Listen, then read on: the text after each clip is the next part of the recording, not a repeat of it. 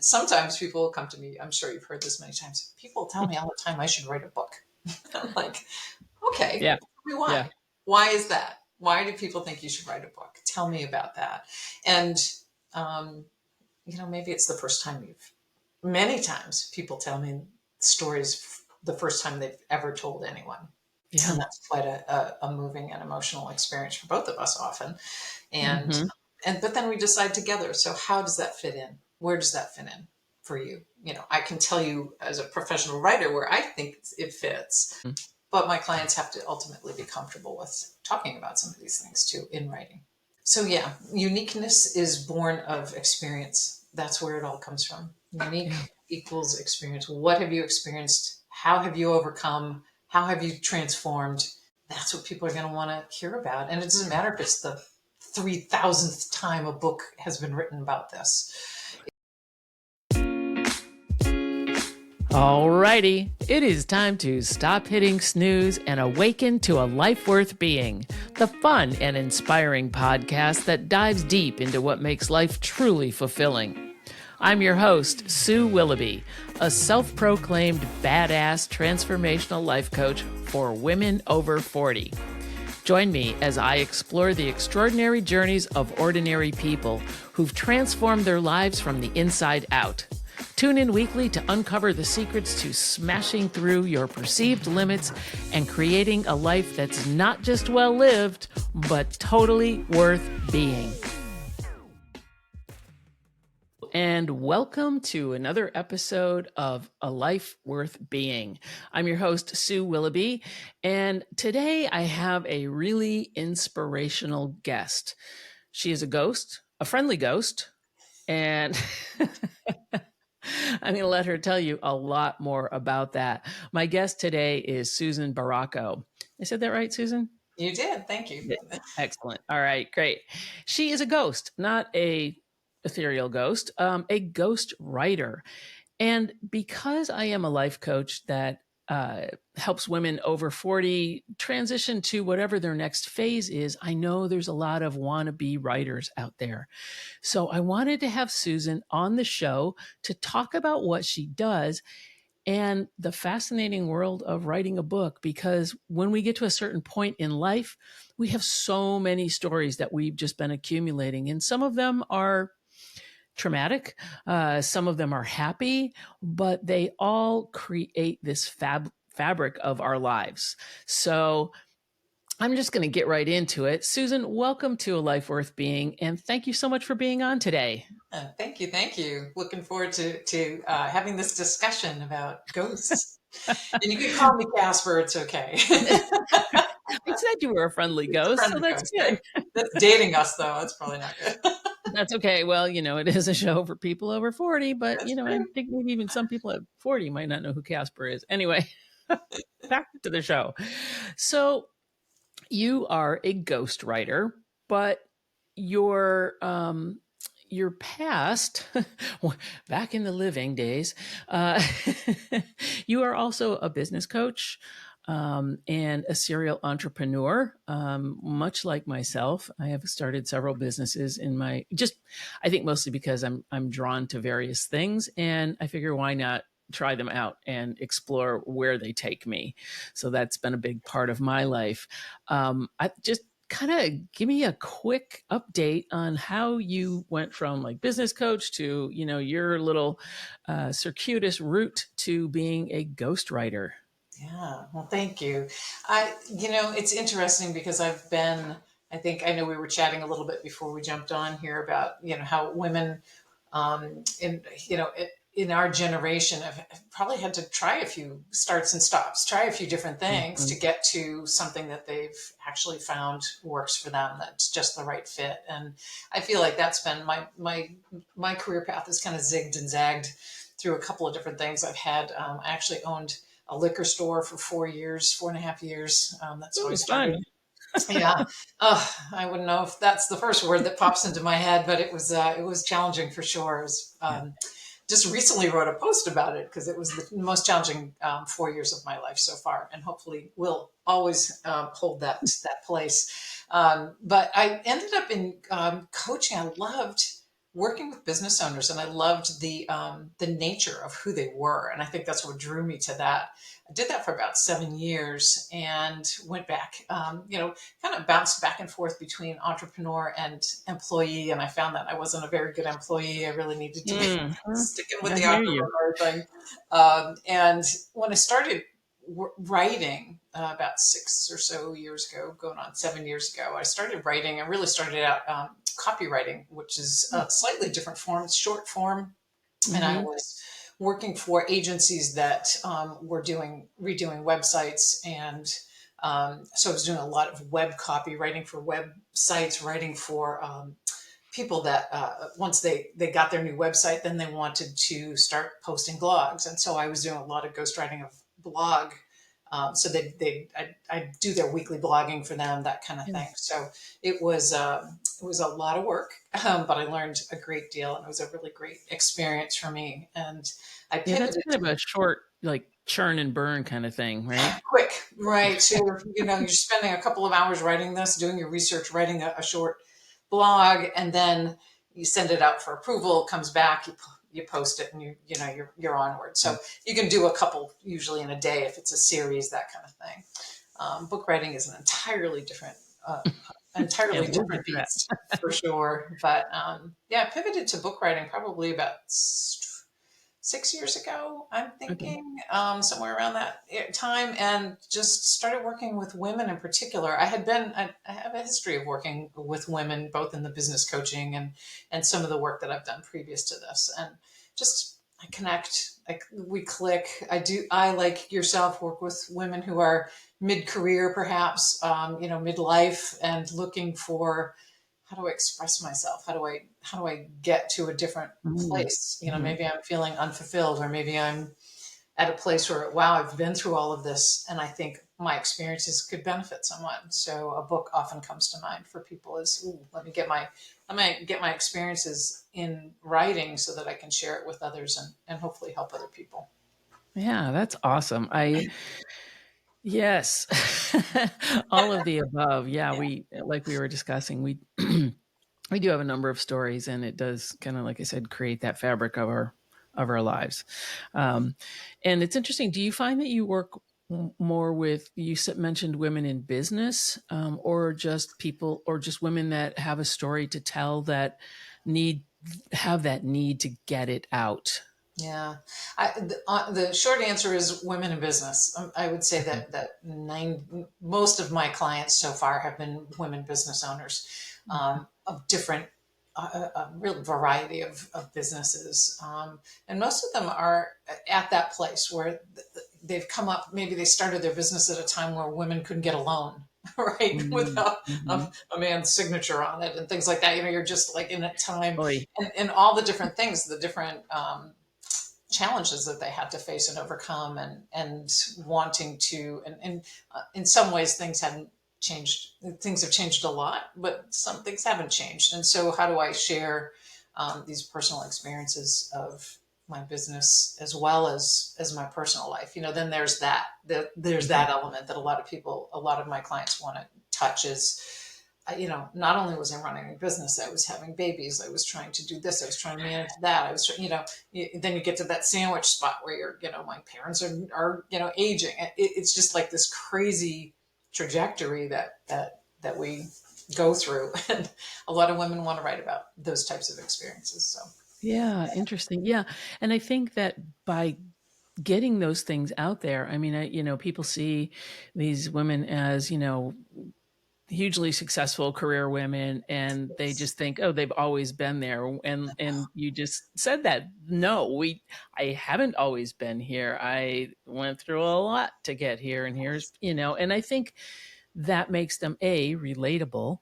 And I also feel that it supports other women that are maybe on their trajectory upward, or yes. have also reached that pinnacle, so to speak, and that they want to, like you said, reinvent themselves, Mm. or, and it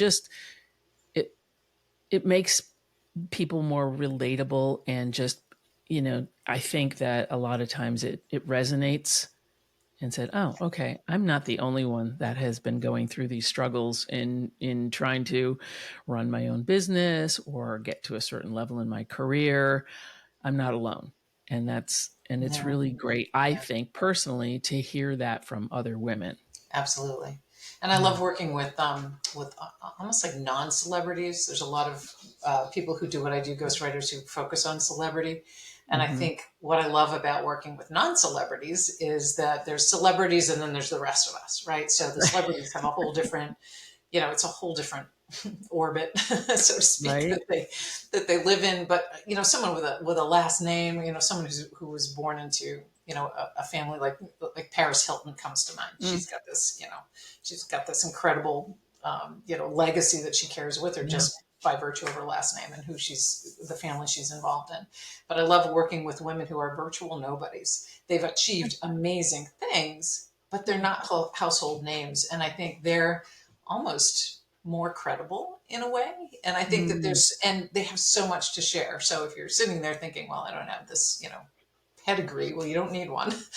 You just need to have a really powerful story. And that's the part about writing a book is digging, pulling those gems out of your story and really figuring out how to make them shine and put a teachable little, moments. yeah, teachable moments, because I, you're in the nonfiction sort of, I wouldn't call it maybe somewhat self-help, because I think a lot of personal memoirs can border that and Mhm. provide, you know, inspiration and Absolutely. guidance to the Absolutely. readers as well. Mhm. Um, Let me just ask you a quick question. Sure. Why Ghost? And do you also write your own books? I do, yeah. So ghostwriting was one of those. As a coach, I was looking for something similar in terms of honestly business format, business structure. So Hmm. how can I do the same thing? I wasn't interested in having a big staff and doing, I had been there, done that with a couple different both jobs and businesses, and I was like, Mhm. I want something I can do from home at this point in my career and in my life. And this is a work that I work with people all around the world, and that's really very exciting and very fun and challenging with time difference when we're trying to get together and write a book together. But so I was writing, as I mentioned, I was doing that copywriting. I was doing web copy and blogs and things like that in the beginning of my writing career. And I took a course on ghostwriting, a book, Hmm. what is that like, and so forth. And the gentleman who taught it became a colleague. He was just the sweetest guy. We really hit it off. He's a great guy. He came to Boston. I live north of Boston, Nice. and he came to Boston. I went and met him. We just connected. Nice guy. And a couple of months, probably a month or two after that, he contacted me and he emailed me. He said, I have this great client. I wrote a business. He specializes in business books, and that's what you'll find if you start looking at ghostwriters is that typically they'll have a Mhm. specialty. And he said, I have no interest in what she wants. So, what she wants to write next, would you talk to her? I said, I'd be happy to. And so that's Yeah. how I got my first ghostwriting project. And it was amazing. And I actually ended up writing a fiction novel for her Oh, based on her interesting. family story. So it was her Oh, cool. family, part of her family story, and I wrapped it in a fiction novel. So the core of the story was about her grandmother and her grandmother's experiences coming to America. She's an Armenian, Nice. and Oh, so wow. really an incredible story. And so I wrote a fiction novel around that, and that Interesting. was my first book. It was crazy. It's crazy fun. Oh my gosh. And I was hooked after that. I was like, what have I been, why have I not done this in my whole life? Right. This Well, is that's really fun. amazing. I love that you just sort of, and I think that's what happens is, you explore this, explore that, and the other thing I want to tell people is that, and I tell people this all the time, and I've done this 100 times, and it sounds like you have as well. If you try something and it's like going to the clothing store and you put something on, you're like, God, it looked really great on the rack. And I'm like, man, not so much, right? Or, on that 20-year-old, it looked awesome. Yeah, Um, that.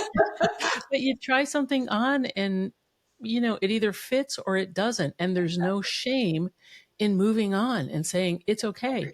Just because you try something new doesn't mean that you have to stick with it for the rest of your life. But if you find something that totally lights you up and you're like, yeah, let's do this, then great. Yeah, I think that's awesome. I Let me agree. ask- I agree. Yeah, yeah, yeah. I love that we're kind of on the same path that way, wherever that path takes us. Absolutely.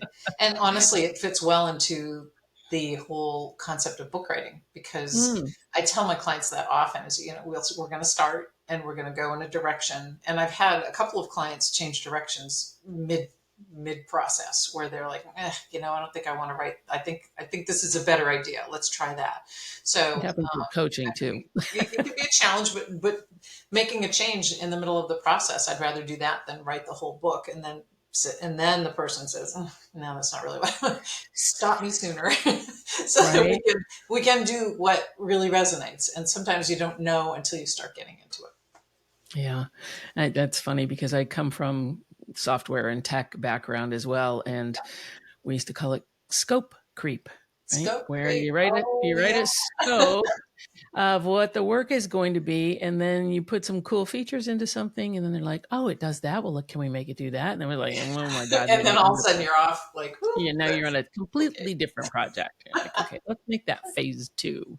So yeah, and things change, things evolve, and there's nothing wrong with that. But you do also have to rein it in, and I can see where Absolutely. that can be a Yeah. problem.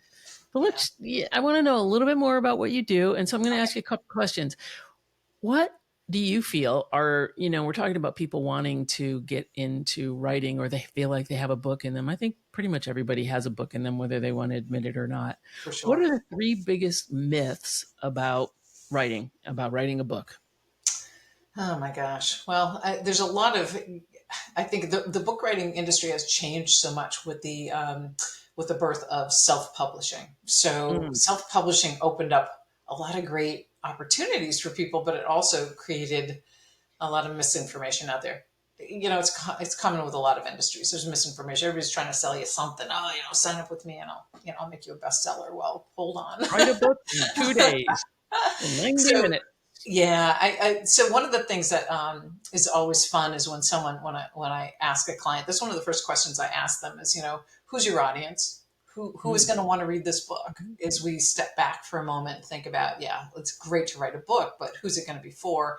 And their answer is always, oh, well, everyone's going to be interested in reading this book. And yes. that's a myth. No. I would love to squash that as quickly as I possibly can with anyone out there who's listening who thinks everyone's going to want to read my book, because that is not true. And I'll give you an example. Someone might write a book that it's like, think about the Dummies series, this Yes, yes. topic, Very what popular. dummies. So, Everything for dummies, yeah. cooking for dummies, right? So let's say it's cooking for dummies. I've used this example before. An experienced chef is not going to buy, cooking for dummies, cooking Right. 101. They're just, so there's certain audiences, and that's kind of an extreme example. But with memoir, which is what I spend a fair amount of time doing, and self-help kind of things, but the Dummies series is kind of a self-help. So I'm going to buy this book Mhm. and learn, teach myself photography or cooking or whatever it is. And so there's certain people you've got to understand, who do you think your book is best suited for. And it's not, unfortunately, it's not everybody. There are going to be topics that are more attractive to men versus women. They're going to be more interested. There's also crossover. There's absolutely Mhm. crossover with every title, and every book that gets written. But writing for a specific audience is what makes your book most powerful. So that would be one. All right. Good stuff. The other thing is there's a lot of misunderstanding, and a lot of people say, "Oh, I'm gonna land a publishing deal." And publishing is the other end of the scale, where we've written the book and it's been edited, and now you're looking to get it out into the world in some format. And publishing deals are very, very rare. Celebrities, I mentioned celebrities earlier in our conversation. Celebrities get publishing deals. Prince Harry's, he found a ghostwriter very easily. He got a publishing deal. He Mhm. started out with one. So, but the rest of us mere mortals get to look at other options for Speak for publishing. yourself. No kidding. But I think, people do tend to think, oh, my book is great, my story is great. I'm not saying your story is not great, but the reality of getting from, it's got to be well written, it's got to be well edited, it's got to be really well thought through, that whole audience. And there's so much planning that goes behind a book that before you even, you can start writing, absolutely, and see where it takes you. But then there's this whole element of, if we want to make it as close to being a bestseller as we can, there's a lot of work that goes into that. And so I think it's just a myth. I think it's less than 1% of the books that are submitted to agents and publishers, the major publishers, even get looked at. So, well, I think it's less than 1% on an annual basis. So they're getting thousands of manuscripts Right. from people all around the world, and they're barely scratching the surface of what, there's probably some good books in there that they miss in the piles, and all the emails. I'm sure. I would imagine they do so much. but there's it's so competitive with the big publishing houses. I'm talking like Simon Schuster and Right. Penguin Random House and things like that. They're the big ones that you think of. There's 5.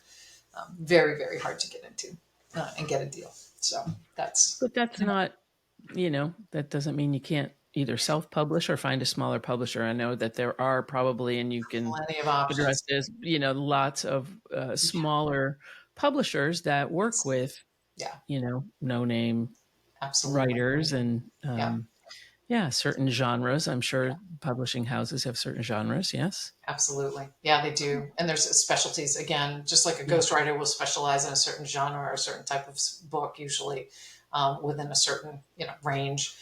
Publishers do the same thing. They're going to want to, there's different books. Some of them, I know publishers that work just with picture books. In other words, a book that's basically more photo and pictures and images than content, written content. So there's different kinds of publishers out there. So, but easy rule of thumb with that is, if it's not I was abducted by aliens story, then you're going to have a hard time getting a big publishing deal. Like, I wasn't abducted by aliens. Throw that in there, yeah. I'm going to have to look at some other options. So that's 2. What's that third big myth? The other thing that I see, and this I think is something that is, again, we're talking about self-publishing is now just so big, and lots of people are self-publishing their books, and they think if they run their manuscript through spell check, they're good to go, and that's really not the case. And so, if you're thinking about writing a book, if you already have, it's really important to find a resource to edit it properly for you. And so the nice thing is, like, hybrid publishers, sometimes, many times, they have an editor on staff. So if you choose to work with a hybrid publisher, that editor will just take your manuscript, go through it, and clean it up. But no matter where that editing comes from, it needs to be done. So it's a myth. It's not about spelling. It goes way beyond spelling. To understanding, did you lose me? So, when I do a fair amount of editing, so I'm looking for, you're trying to explain something perhaps, and I'm totally confused as I'm reading it, and then I reread a section, and then I reread it again, and I'm still confused. Yeah. Spell check won't fix that for you. You've got to have somebody who reads it with a fresh set of eyes and says, I really don't understand what you're trying to say here, what your point is, to clean that kind of stuff up, really tighten it up and just polish it and make it shine. It's worth the investment, for sure. Yeah, that's interesting. And I do think that people, do think it's a lot easier than it is. The fresh set of eyes is very, very helpful. I know, even like when I do anything, I have somebody look at it and they're like, oh, you missed this thing, or you have this. I'm like, oh, you just get so. And also, if it's your personal story, it's hard to, I've done video editing, and there's a lot of cuts that go into that as well. And it's like, you don't need that. That is not part of the story. You may have enjoyed that part of the story, but not everybody, and it breaks up the flow. Or like you said, it leaves the person being like, "Whoa, where are we now? Yes. I don't Yeah. understand." Yeah, Yeah. yeah, Yeah, that's cool. absolutely. No, I agree. I think writing your personal story is much harder. Sharing Mm. some of that is much, much harder. It's certainly not. And I see a lot of people saying, "Oh, well, I had my mother read it, or I had my best friend Awesome. read it," and it's like, and they loved it. I'm like, Yeah, really? That's not a surprise. That's their or job they is to love didn't you, love it. so they're going to Right. love everything you do. And I think Yeah, editing is one of those things. It's, I tell people, you're not hiring me to be your best friend. You're hiring me to polish what you have so that it represents you beautifully and mhm. moves people. It does what you want it to do for the reader. Yeah, that's a really good point. I think, Mm. yeah, don't have your friends and your mom read the book because Yeah, they're not going to be objective. they Uh, can. They can read it and tell you you're no, wonderful because they're they can gonna. do it. Wait, let me guess. They Right. loved it. Yeah. Oh, shocking. Okay. Shocking, Now yes. let me have a read on that. So fun. Like, don't hate Yeah. me, Well, but you're gonna hate me by the time I'm done editing your book. So just be prepared. and I think that's an interesting point to bring up. It's not about that they're going to hate you, but I do think that, writing, especially if it's a personal memoir, self-help book that's based on your life or whatever, it's anything that you put out there that has your being as part of it, right? Puts you in an extremely vulnerable spot. Mm, So would think and I would feel personally that if you can't get through the editing process with a professional, what are you going to do when strangers read your book and rip you to shreds? yeah, and that And happens. not necessarily that everybody would, but I mean, there are a lot of critics out there, whether it be on an Instagram post or a whatever. And yeah, so you have to be able to get a little bit of a tough skin, Yeah, for and sure. be able to take, understand that it's creative uh, editing, right? Or I mean, constructive Constructive editing. criticism, Yeah. 100%. Yeah. Yeah, yeah, Yeah. And it's not necessary. It's, you want to make this the best book you can possibly make it. And I'm here to help you do that. yeah, And I think that, yeah. yeah, absolutely. No, I agree. I sometimes work with clients before we dive into anything really serious in terms of, um, you know, working together to help a person with their book. Sometimes I'll coach them for a month. I've got a Mm, client right now that I'm doing that with. She wants me to write her book, but she's so unsure. And I'm like, let's just coach together. And what we're going to do is, I want, I've asked her to start. Let's start putting your thoughts together. Let's get you organized. I show them a way to, start inventorying their stories, their ideas, everything, a way to categorize so that we can then start kind of sorting through to see what's floating to the surface, right? What's really starting mhm. to come out for you as you're doing this thinking exercise. It's not even a writing exercise. It's really more contemplation and reflection and things like that, to figure out, is this something you're ready to do? Oftentimes I have people that I've worked with who, as we started working, so tears are a part of the process, by the way. Mhm. um, as a matter Well, of like I fact, said, it's in the heart of vulnerability. You're ripping, ripping things right up. absolutely. And I sometimes joke, it's my job to make you cry. And Yeah. not because I'm a cruel human being, but because if we're not getting to the deeper, that underlying, like what's really going on, let's go a little deeper, let's go a little deeper. Yeah. All my clients end up crying during the process. It's just, and that's why I love working with women, because there's a couple men I've worked with that, yes, I made them cry. and but that means that we're getting to the really good stuff. That's where Exactly. that part that hurt so much when you were in the throes of it is what transformed you, most likely. Mhm. And so, you were down at you were at the bottom. You were at rock bottom, and you didn't think you could come back. You have to revisit that a little bit and Yeah. share, like, how did that feel? Like, what were you thinking at that time? Were you thinking like, my life is over. People go through this life shattering experience, but that's what readers want to hear about. Like, wow, Yeah. I was there once too, and look at her now. Wow, she got through that. How did she get through that? You have to really dig if you're going to share something that is going to be transformational for the reader. Yeah, I totally agree.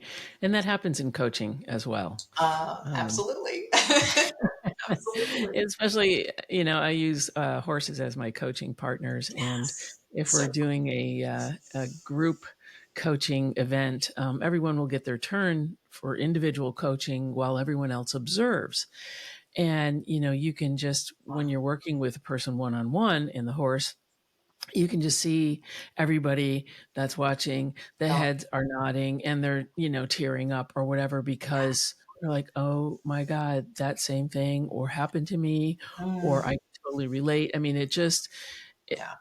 and when someone's reading a book, you want them to feel as vulnerable Oh, as you yes. did during Yes. whatever it was that happened. And that, they may not be at a point where they may still be in that place, right? Right. They may not have had, they always say, teach or speak from the scar and not the wound, right? So Yes. they may still be in the wound stage, or they may be in the scar stage as well. And maybe that your book can, or the person's book can help them in some way, um, if through nothing more than saying, oh, okay, I'm still in the wound, Yeah. I've got that wound still. That's It's a great way to put it. Yeah. yeah, I yeah, agree. cool. Well, Sometimes that's you're just not, it's just timing. A lot of this right. is timing. It's as with coaching as well, is just, ooh, it might not Hmm. be the right time to move forward right this moment. Right. Yeah, exactly. Exactly. But at least with your help, you can put them in a frame that is like, okay, let's, go, let me help you put all your stuff together. And then you can sort of shape it and figure out where you want to go from there. And then we'll get back together when you're ready to start taking those steps forward. Is that what Absolutely. I'm Yeah, understanding? absolutely. Absolutely. It is timing. It's, some people, sometimes they don't want to write because of, I'm waiting for a woman to get back to me. She said, she's, as awful as this sounds, I'm waiting for my father to pass away. He's on the verge. He's Mm-hmm. very ill, and he's, he's in his final stages of life. But she said, not only does she not have the mental and emotional aptitude because she's trying to deal with that, but then Yeah. there's all this stuff that she wants to kind of mentally sort through after he Yeah, passes so that she can absolutely. then write about it. And I think that's, fine. Yeah. I'll check in 6 months. I'll check in a year. Sometimes I had a woman reach out to me recently. We first connected in 2017. She Got emailed a me. minute? Yep. And she emailed me like a week or two ago. And she's like, I think I I'm want to write my book ready. now. And I'm like, okay, Are you let's go. still doing that ghostwriting thing? Because I think I'm finally ready to So, take yeah, advantage. it's crazy. Yeah, it's really crazy. So, what do you think? We've kind of been talking around this a little bit, but what do you think makes someone's book unique and readable and relatable and Mm, a best, well, for lack of a better word, bestseller yeah, in yeah. within a certain genre? Well, there's a colleague that I greatly admire who talks about must read versus bestseller. So that's an I think important I distinction to make. Is think that I've read her book. yes, Yeah. AJ Harper, Yes, I AJ. believe. Yeah, yeah, yeah. I really Yeah, like her style. And and yeah. I love her work. So Hmm. she does great things. Definitely look her up if you're interested in writing more about a professional book. She's just such a great resource. But she talks about, and I agree with that. Like, so bestseller versus Must read. must read. And so Yeah. a must read is a book that turns around and you just, oh my gosh, I read this book. You got to read it. Let me send you the link. You can borrow my book, right? You want to pass that book on to people because you know it will help. And so the things that make books unique are, we have been talking about this since we Hmm. started the call, was just, everyone has a trauma story. Mm. we all have trauma stories, and it might be Or related to multiple family. trauma stories. Yeah, exactly. It might be family related. It might be, from a parent or a sibling or something. We have trauma stories. And so what makes yours unique is your personal experience. A lot of times people will, clients will come to me and say, I'm not sure I have enough, I'm not sure my story's good enough for a book. And they start telling me about their story, and I'm like, whoa. And I start I'm typing furiously, like, wow, that's really amazing. And wow, I want to hear more about that. And what happens is it's sort of like pressing your nose up against a mirror, right? It's like, and Right. you can't see yourself. When your nose is pressed up against the mirror, Yeah. you have to step back. And so I'm on the outside looking in. And when someone starts telling me their story, I'm like, are you kidding me? Like, yes, you're writing a book. I don't care if you work with me or not, but holy cow, this is Yeah. an Get incredible going. story. I have a client right now that I just finished up with, who she's from China, and that's the Oh, reason wow. that she hired me, because English is her second language. She's Mm-hmm. ESL, and so she's just not comfortable writing. She could never write an entire book. It's just would be too laborious for her. So she's telling me, oh well, I had this happen. I'm thinking, holy cow, she grew up, and her book is due out.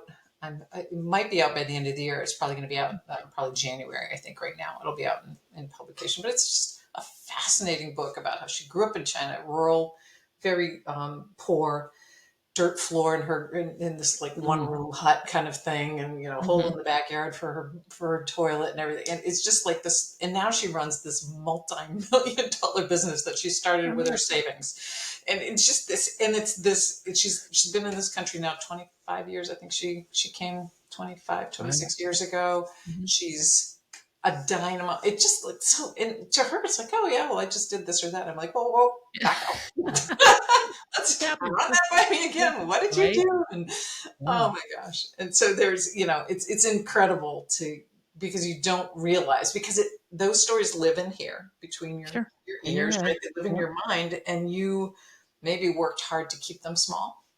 Yeah. And over the years, maybe you've tried to, minimize their impact or something. So you think so differently. You think, no, it's going to be interested in this. And then you start telling a third person. And sometimes people will come to me. I'm sure you've heard this many times. People tell me all the time I should write a book. I'm like, okay, Yeah. tell me why. Yeah. Why is that? Why do people think you should write a book? Tell me about that. And, um, maybe it's the first time many times people tell me stories the first time they've ever told anyone. Yeah. And that's quite a moving and emotional experience for both of us often. And, Mm-hmm. but then we decide together. So how does that fit in? Where does that fit in for you?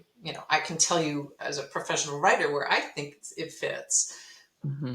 but my clients have to ultimately be comfortable with talking about some of these things too in writing. So yeah, uniqueness is born of experience. That's where it all comes from. Unique Yeah. equals experience. What have you experienced? How have you overcome? How have you transformed? That's what people are going to want to hear about. And it doesn't matter if it's the 3,000th time a book has been written about this. It It's just doesn't different. matter. It's your story. Yeah.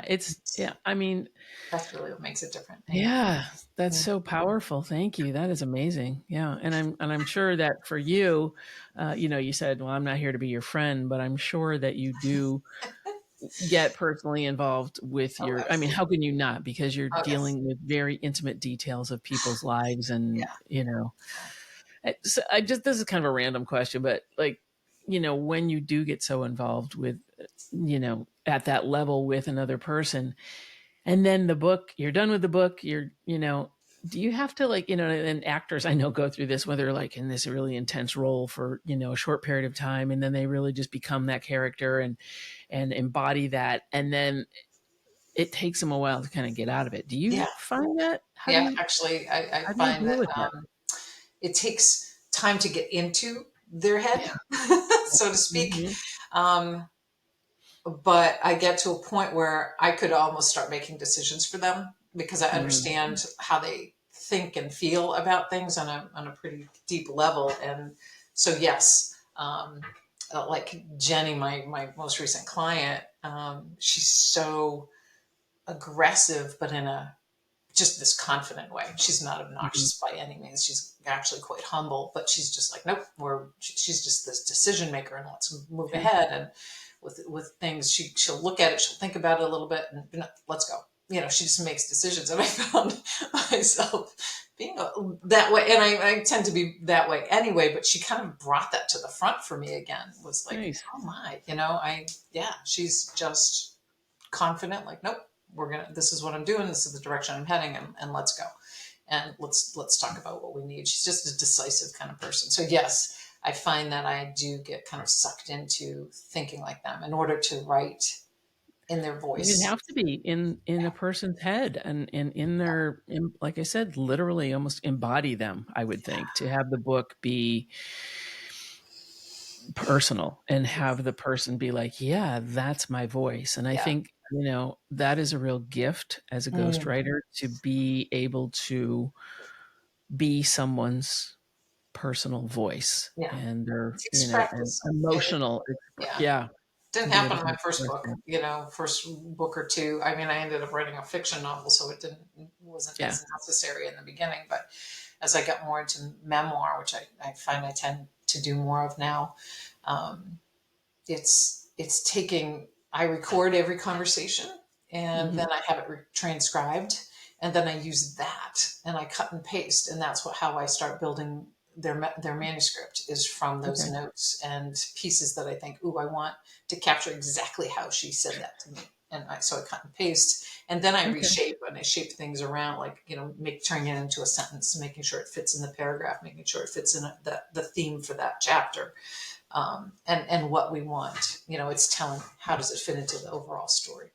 So, but yeah, it's interesting to take on I that bet. mindset. Wow. We could probably go on for quite some time about this, and we may have to do a second episode Yeah, happy to. talking more about, the kind of nuts and bolts of the business. But I love that this is your passion, and clearly Mm, you are very passionate about this, and it comes from a place, and I can feel this, um, a place of serving and helping people serve yeah, themselves, yeah, and get their stories out there. And you know whether it's their story or whatever it is about them, that then it will ripple, he'll have that ripple effect. So absolutely. starting with you, it ripples out through, um, this person's, you know I don't know, Experience. stratosphere or whatever. Yeah, Yeah. yeah, yeah. And helps them. That I love this so much.